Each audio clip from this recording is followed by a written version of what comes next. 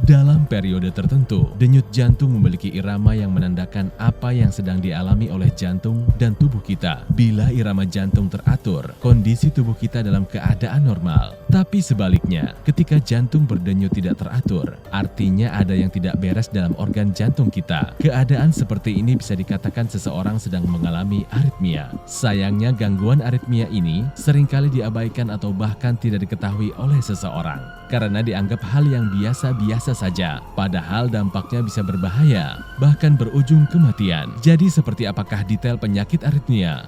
Apa faktor yang menyebabkannya? Serta apakah solusinya?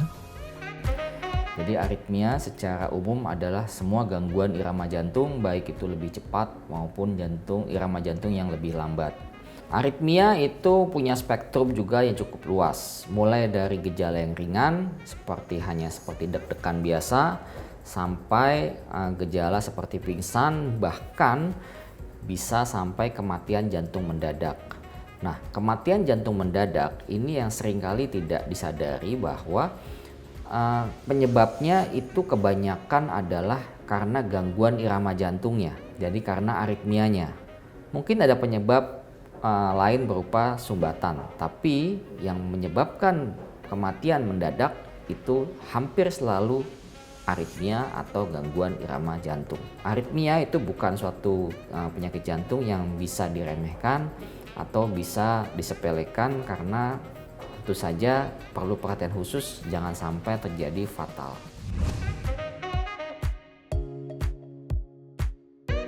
Karena setiap jenis aritmia mempunyai pengobatan yang berbeda-beda. Yang paling ringan mungkin bisa diobati dengan obat saja, ya. Kemudian nanti yang lebih ekstrim mungkin harus diobati dengan melakukan tindakan yang disebut ablasi. Ataupun kalau misalnya jantungnya berdebarnya sangat lambat, maka harus dipasang alat pacu jantung. Jadi pengobatan aritmia itu sangat beraneka ragam tergantung dari jenis aritmianya.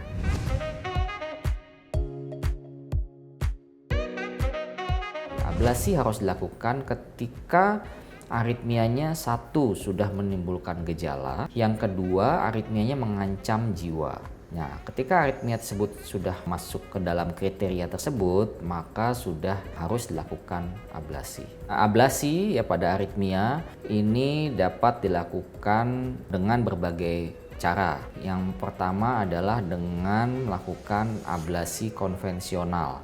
Artinya hanya melakukan ablasi dengan sinar X. Yang kedua itu dilakukan dengan cara 3 dimensi, yaitu dengan menggunakan sebuah alat yang canggih, ya, yang disebut dengan 3D mapping system. Jadi sistem ablasi 3 dimensi yang bisa memapping atau mentargetkan si sumber aritmia dengan sangat akurat.